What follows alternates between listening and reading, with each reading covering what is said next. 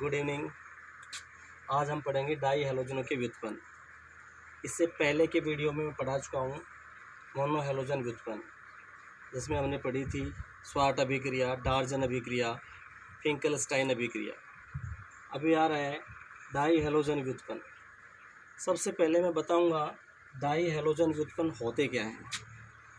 किसी एल्केन के दो हाइड्रोजन परमाणु एक हैलोजन परमाणु के द्वारा अगर मूवमेंट हो जाए तो प्राप्त होने वाले यौगिक डाई हैलोजन व्युत्पन्न कहलाते हैं।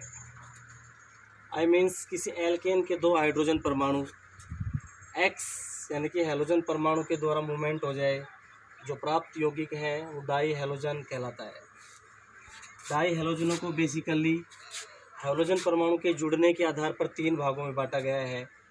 पहला है जैम डाई हैलाइड, दूसरा इम्पोर्टेंट पार्ट्स होता है विस डाई हैलाइड, और तीसरा इम्पोर्टेंट पार्ट्स होता है अल्फा ओमेगा डाई हैलाइड। ये डाई हैलोजनों का जो क्लासिफिकेशन है स्टूडेंट, 3 टाइप्स का, वो कार्बन परमाणु से हैलोजन परमाणु के जुड़ने के क्रम के आधार पर बांटा गया है इन्हें। जैम डाई हैलाइड जो होते हैं उसमें जो कार्बन परमाणु होता है उसी एक ही कार्बन से दोनों हैलोजन परमाणु जुड़े हुए होते हैं। जैसे पहला मैं एथिलीडीन क्लोराइड का एग्जांपल आपके सामने दे रहा हूँ। ये सिंगल कार्बन होता है और इसी कार्बन से दोनों साइड वैलेंसी पूरी करते हुए 2 क्लोरीन परमाणु जुड़े हुए हैं। इसे बोलेंगे डाई हैलोजन व्युत्पन्न, यानी कि 2 हैलोजन परमाणु। यहाँ क्लोरीन एक्स की जगह रखा गया है, एक्स की वैल्यू मैंने Cl रखी हुई है, ये देखिए स्टूडेंट। दूसरा इसका मोस्ट इम्पोर्टेंट एग्जाम्पल है आइसोप्रोपिलिडीन क्लोराइड। लंबी सीरीज बन रही है स्टेट रूट, जिसमें बीच वाले कार्बन से 2 हैलोजन जुड़े हुए हैं। हम पढ़ रहे हैं जैम डाई हैलाइड, यानी कि एक ही कार्बन से 2 हैलोजन जुड़ते हैं, और इस प्रकार की सीरीज को जैम डाई हैलाइड कहते हैं। नेक्स्ट में आ रहा है next second important parts student विस डाई हैलाइड, जिसमें नियरेस्ट 2 कार्बनों से 2 हैलोजन जुड़े हुए होते हैं। नियरेस्ट 2 कार्बन परमाणु से 2 हैलोजन परमाणु जुड़े हुए होते हैं। या एक्स की वैल्यू हम Cl रख रहे हैं, x = Cl।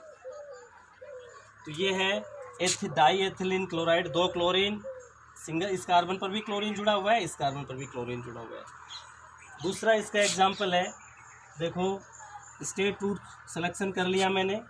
दोनों नियरेस्ट जो कार्बन है, दोनों कार्बनों से 2 हैलोजन जुड़े हुए हैं। अगर इसका IUPAC नॉमिनोक्लेचर हम करें तो बच्चों इधर से हम इसका नंबरिंग करेंगे 1, 2 और 3। 3 कार्बन इस रूट में हमें दिखाई दे रहे हैं। फर्स्ट और सेकंड कार्बन से 2 हैलोजन जुड़े हुए हैं, तो इसका नाम हो जाएगा 1,2 die chloro propane. 1,2 die chloro propane. Nearest 2 carbon परमाणुओं से जब 2 हैलोजन जुड़ते हैं तो विस डाई हैलाइड बनता है बच्चों। और तीसरा आ रहा है अल्फा ओमेगा डाई हैलाइड।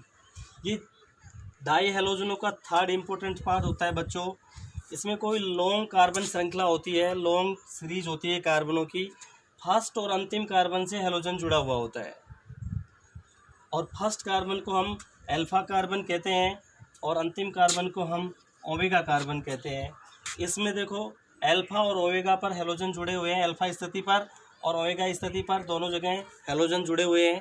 तो इसका IUPAC नाम निकालना चाहे तो इस रूट में टोटल कार्बन 4 हो गए, 1, 2, 3, 4। अल्फा पर और ओमेगा पर डाई क्लोरो है, टोटल कार्बन 4 है।